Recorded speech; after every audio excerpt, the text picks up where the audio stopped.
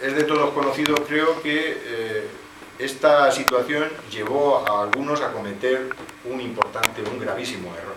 Y ese gravísimo error, entre otras cosas, tuvo la consecuencia de la Revolución de Asturias, donde la izquierda entendía que se podía llegar al poder a través de las armas y no a través de las urnas. Esto es un error. Y por muy militante que uno pueda llegar a ser, pues tiene que reconocer que aquella revolución fue un error. Error que provocó un auge de la represión espectacular. Precisamente uno de los puntos principales del programa del Frente Popular es sacar a los presos políticos de las cárceles, es la amnistía. Y en aras de esa amnistía es precisamente por lo que la izquierda, tanto comunista como socialista, va a sacrificar la mayor parte de sus principios en el programa del Frente Popular. El programa del Frente Popular es fundamentalmente un programa de los partidos republicanos, de izquierda y de Unión Republicana. No es un programa, como leeré después, socialista y mucho menos comunista. El programa del Frente Popular es un programa muy moderado, bastante moderado, diría yo, en absoluto revolucionario. Sin embargo, lo que se dice, lo que se sigue diciendo a día de hoy es que el programa del Frente Popular era poco menos que, pues no sé, el programa de los soviets.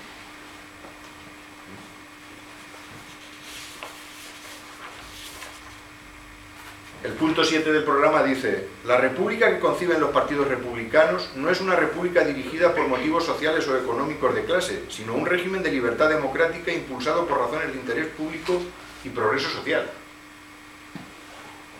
Esto no es lo que quería el Partido Comunista. Pero es que en el punto sexto dice... perdón, ¿cuál es?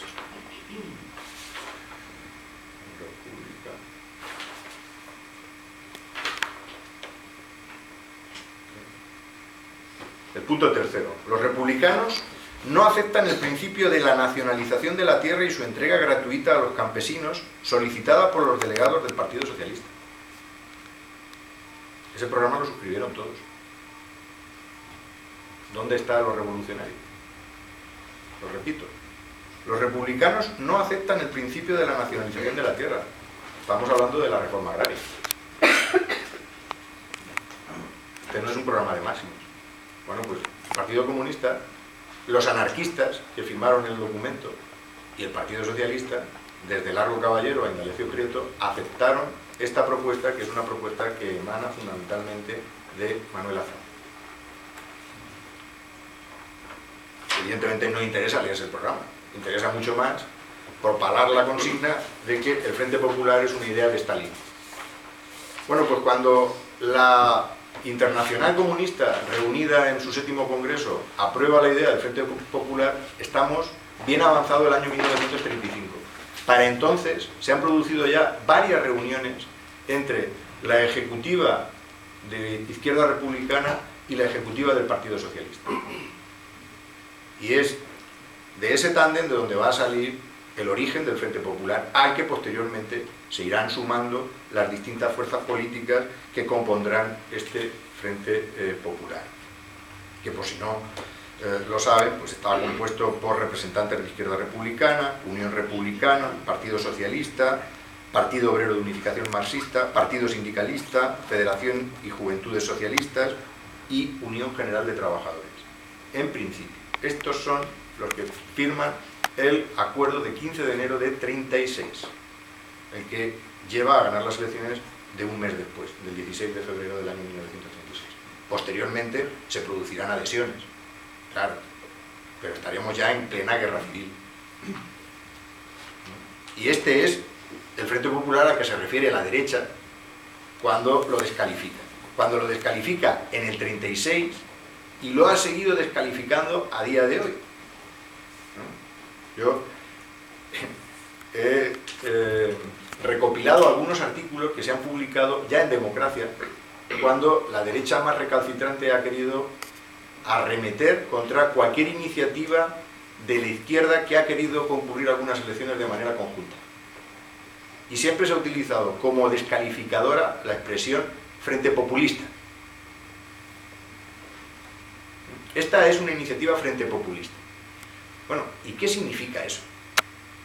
¿Qué significa una alianza por el frente populista? Porque en principio de lo que se trataba es de crear un frente unido para concurrir a unas elecciones. Y quienes en principio habían puesto en marcha esa iniciativa había sido la derecha, en el año 33, cuando crean la Confederación Española de Derechas Autónomas. Luego, ¿de qué se trata? Se trata, claro, de omitir la realidad y quedarnos solo con una parte de ella. Y es que el Frente Popular es exclusivamente una iniciativa del comunismo, que evidentemente también lo será. A partir del año 1935, Stalin ve una excelente oportunidad para aprovechar algo que por otra parte ya se ha experimentado antes y tampoco es una iniciativa comunista en Francia. La primera experiencia del Frente Popular es la francesa de Léon Blum, donde están comunistas, pero donde la iniciativa no ha sido comunista. Tampoco interesa esto. Interesa mucho más, y con el paso del tiempo cada vez más, descalificar cualquier iniciativa de unión de la izquierda por aquello de que detrás estaba nada más y nada menos que el stalinismo. Bien, pues a partir de aquí, y para en fin, no dejarme cosas en el tintero, me van a permitir que me ciña más a un guión, porque voy a ir un poquito más rápido, ¿no? El 16 de febrero de 1936, efectivamente, la izquierda recuperó fugazmente el poder perdido en septiembre del año 1933. Pero insisto mucho en estas dos experiencias: la derrota de las elecciones del 33 y la revolución de Asturias del 34. Esas dos circunstancias son fundamentales para entender el 35 y todo lo que antecede a las elecciones del 36, ¿no? Tanto por parte de los partidos republicanos como por parte de la izquierda. Los vencedores eran los mismos hombres del primer bienio republicano, y por eso no ha de extrañar que Manuel Azaña, al inaugurarse las nuevas Cortes, cediera a la tentación de subrayar los rasgos de continuidad con las constituyentes del año 31. Pero en realidad, entre el año 31, el año 33 y el año 36 media un abismo.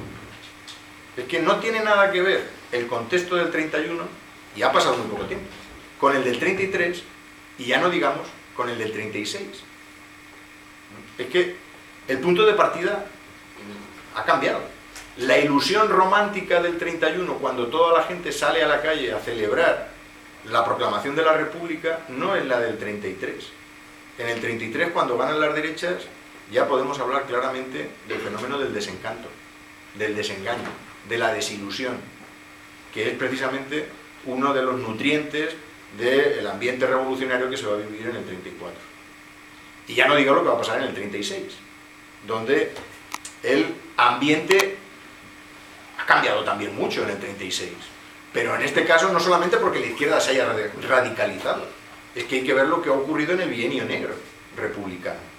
Pero, en fin, voy a aprovecharme de una excelente novela que seguro que todos han leído, conocen. Es la Forja de un rebelde, de Arturo Barea, que en el tercer tomo describe cuál es la situación de nuestro protagonista precisamente en el año 35. Y lo leo para, en fin, tratar de describir desde un contemporáneo cómo se vivió aquel momento, porque aquí también podríamos echar mano de la manipulación, ¿no?, que se ha vertido para descalificar el ambiente ya revolucionario, en realidad para justificar el golpe de Estado que se va a producir. El golpe de Estado del general Franco tenía que llegar, y tenía que llegar para evitar la revolución. Bueno, pues ¿qué nos cuenta Arturo Barea, por ejemplo, de cuál es la situación que se vive en el año 1935? Dice Arturo Barea: hacia fines de 1935 estaba en un estado de desesperación e irritabilidad agudas. Evitaba el contacto con ambas mujeres y no podía escapar de ninguna. Por aquella época comenzó la campaña electoral para las elecciones próximas, y durante algunas semanas el excitamiento de las masas y el conocimiento de lo que estaba en juego borraron de mi mente todos mis problemas privados. Es verdad que la gente vivió con una extraordinaria, no sé, ilusión otra vez, el 36. Tengan en cuenta que de las 3 elecciones generales que se van a producir en la República, las que más concurrencia consiguieron fueron precisamente las del 36. El 72% de los posibles votantes votaron. El 72%. Esto no había ocurrido ni siquiera en las primeras generales del 31. Luego, habrá que admitir que el ambiente estaba lo suficientemente propenso, ¿no?, para que se produjera una concurrencia a aquellas elecciones. Continúa diciendo el escritor: cuando el primer ministro Chapaprieta presentó el presupuesto a las Cortes, las derechas comenzaron una obstrucción sistemática. Las derechas comenzaron una obstrucción sistemática. Claro, es que para este momento ya se habían producido 2 hechos fundamentales. Uno es que Niceto Alcalá Zamora se había convencido del enorme peligro que corría depositando su confianza en Lerroux y quería evitar a cualquier precio que llegara al gobierno la CEDA, porque entendía que la CEDA era el trasunto de un partido fascista. Se ha hablado mucho del sistema político de la República y en ese sentido habría que recordar el papel del presidente de la República. Los poderes que tenía el presidente de la República eran, no voy a decir que omnímodos, pero casi.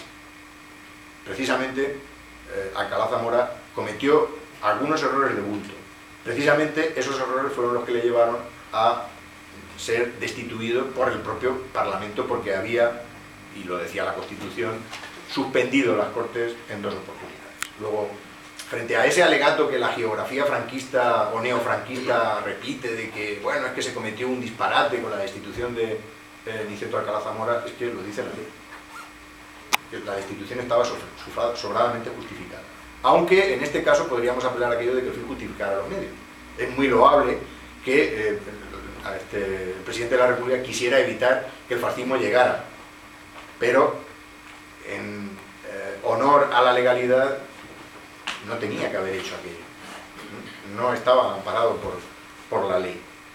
El presidente de la República, don Niceto Alcalá Zamora, alias el Botas, era un viejo zorro en política, un cacique de Andalucía que durante la monarquía se había mantenido en el poder manejando a su antojo las elecciones de su distrito y que en las últimas convulsiones del reinado de Alfonso XIII se había pasado al Partido Republicano con armas y bagajes.